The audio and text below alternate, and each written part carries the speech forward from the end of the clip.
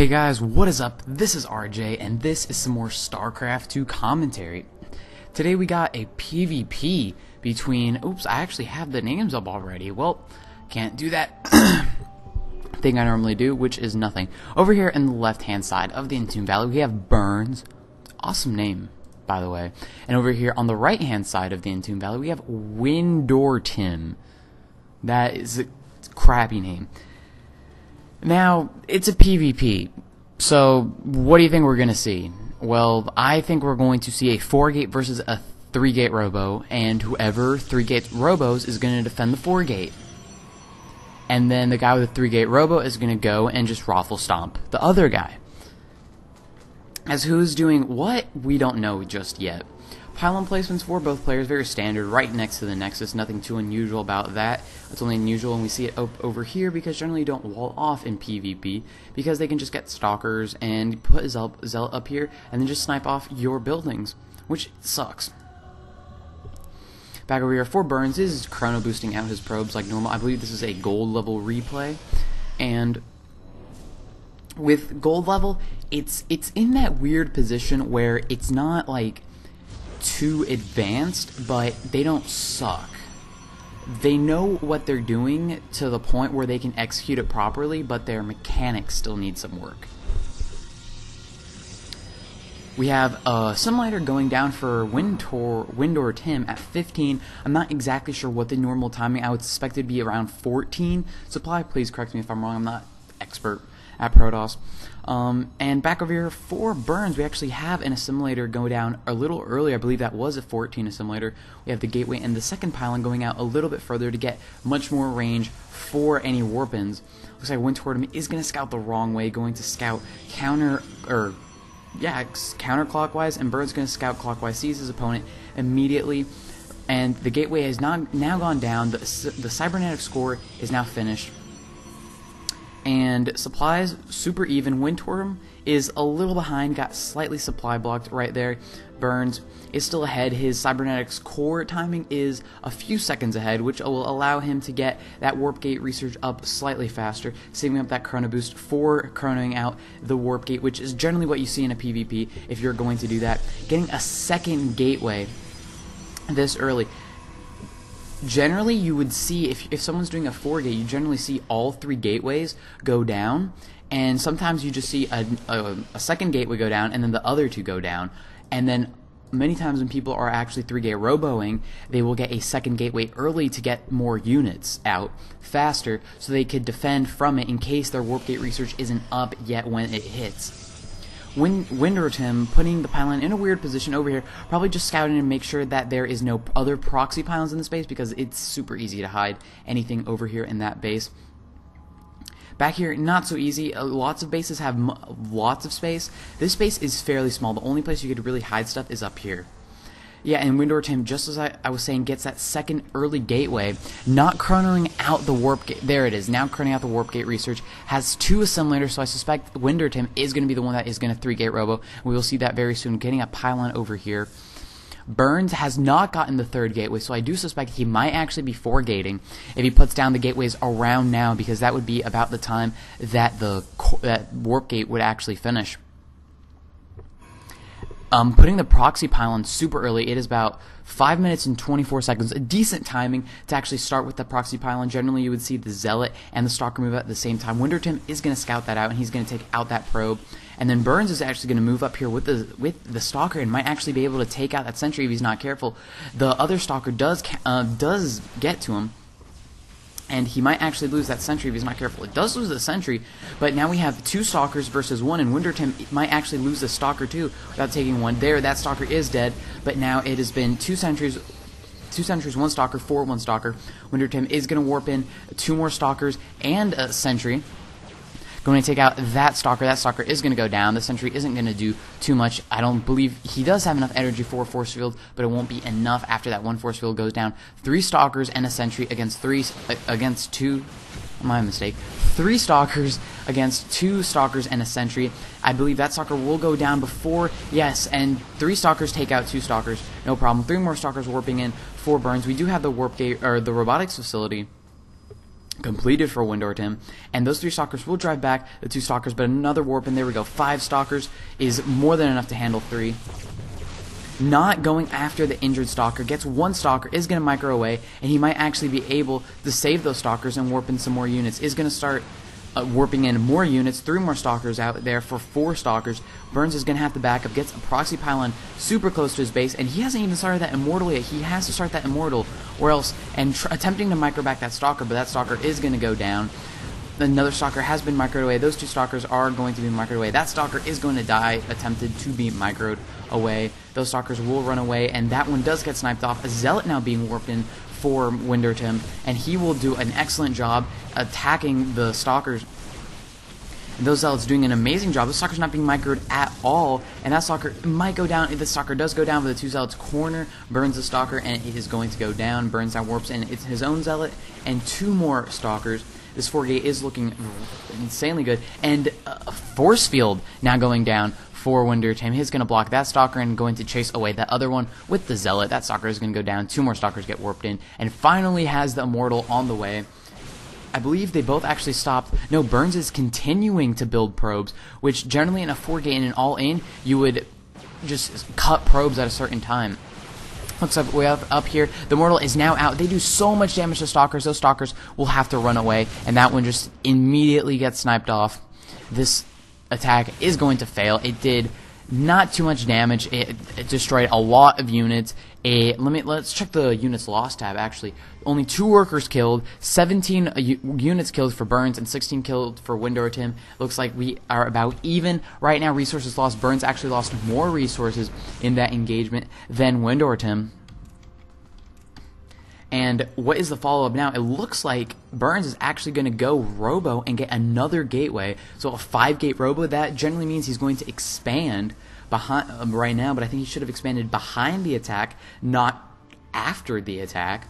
And it looks like Windortim is going to expand on his own. I believe he really should now attack, because with that Immortal he will have a huge advantage. Burns is going to get out more stalkers and sentries to counteract the Immortal, because a heavy stalker force, the Immortal will just crush them. Those Immortals do so much damage. I believe they do actually 50 damage. Let's go check that out right now. 50 damage versus armored, and only 20 to light units. And it looks like we also have an expansion for Burns coming out slightly later than Windortim's expansion, but that's not too big of a deal. He does have more than enough production facilities actually right now, and is actually now getting an observer, and he will be able to scout out everything. It looks like Windortim is also getting an observer, and the mineral line for Windortim is actually slightly oversaturated. Good timing to get that expansion. Back over here in the base of Burns, nothing too unusual, no weird tech as of yet. None of the players are actually getting Twilight Councils, which is something really weird. I would really suspect, or I would really think that they would get Twilight Councils and start getting Charge or Blink. Maybe even a Robotics Beta to start out off that Colossus tech. No transitions into anything. We do have 2 gases though for Burns and the Robo. Now trying to build another observer. He might have actually seen that observer cross by and wants to take him out, but he is supply blocked right now. That pylon will finish and will be too good a deal. Windortim is actually ahead in supply, way far ahead.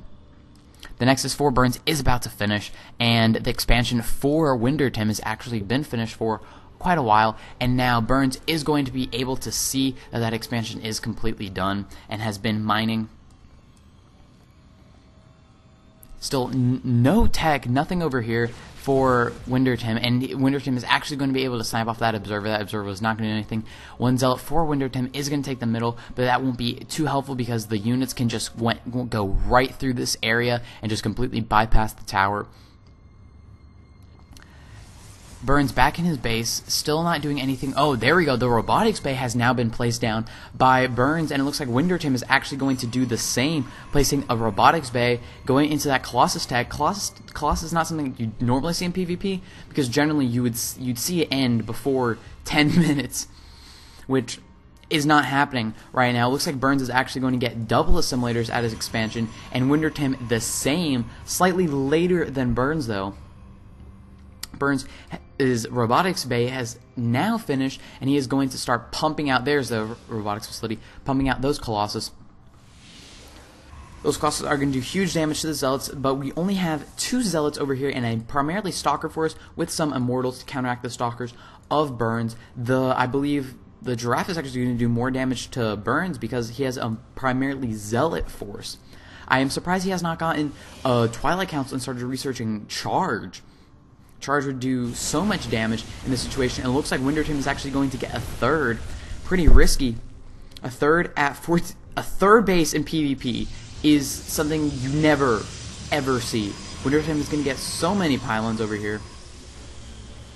And actually got 3 more gateways, going to be able to produce much, much more units.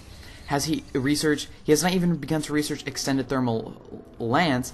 Burns has begun researching it, and both are now producing their stalkers, their colossus. Burns is now on a second colossus, and Windortim is only on his first. It looks like we have a forge also going down for Burns, going to be able to get those upgrades, and we also have a forge going down for Windortim, going to be able to get those upgrades. And it looks like we have extended thermal lance now being researched for Windortim.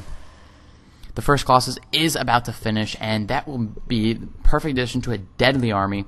Looks like the observer is going to scout out again. Hopefully it won't get picked off this time. And it looks like Burns is actually going to move out. He might actually be taking his third right now, or he could just be doing this to get an easier attack route into Windortim's base. The Nexus is about 3/4 of the way finished for Windortim. First colossus is out.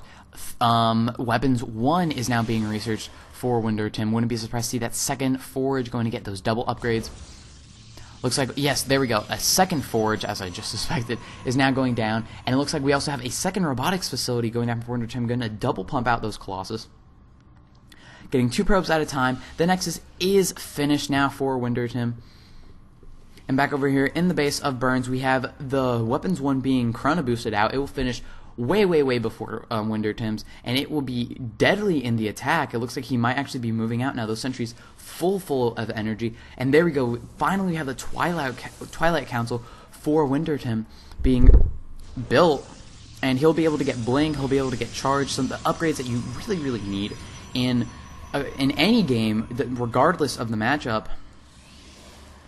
And over here, we also have the second forge now finished for Windortim, going to get Armor 1, and Burns finally moving out. Ground Weapons 1 is going to finish. He's going to have 4 Colossus. That is huge. That's going to do so much damage, with Windortim only having 2. No, now the third one has now been finished, and Windortim is going to actually get a 4th pretty soon, and then the 5th is on its way as well.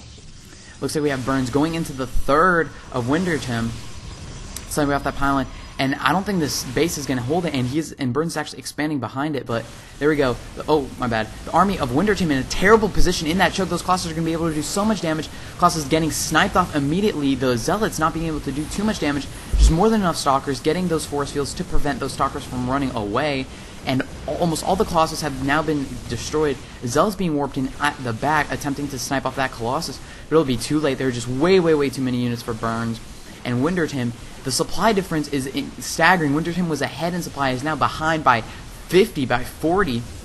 That Colossus is going to go down, but if he doesn't micro this one, there we go. That Colossus is going to be home safe. And now we have some more Stalkers being warped in. A second Colossus now down, but it looks hopeless for Windortim. There is just way, way, way too many units in his base, and they will be able to just overrun them. One Colossus gets sniped down. The other Colossus is going to get sniped down. I would not be surprised to see a GG any moment. The supply count, there we go. There's the GG. The supply count is huge. Burns almost twice the supply of Windortim, and wow.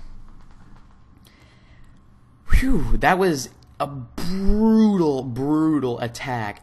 The positioning of Windortim's army in this choke was terrible. Those Colossus were just able to rip shreds into his army. Part of the Stalkers weren't even able to attack. And then having the upgrade advantage at the time, I'm not exactly sure when Weapons 1 finished for both players, but I believe Burns had it while Windortim did not have it for a while. Armor 1 was actually about to finish, and amazing execution by Burns. Good micro, good macro up until the very end, because he knew he was going to win. There is just no way that Windortim could have been able to pull that off after he just lost his entire army. But amazing attack by Burns. good defense by Windortim in the early game, holding off that 4-gate pressure without actually making the Immortal until the last second. Good game by both players. I've never seen a third expansion in a PvP in so long. That is new. That is a relief. And anyway, guys, this has been RJ, and this has been Burns versus Windortim, the longest PvP ever. I'll see you guys next time.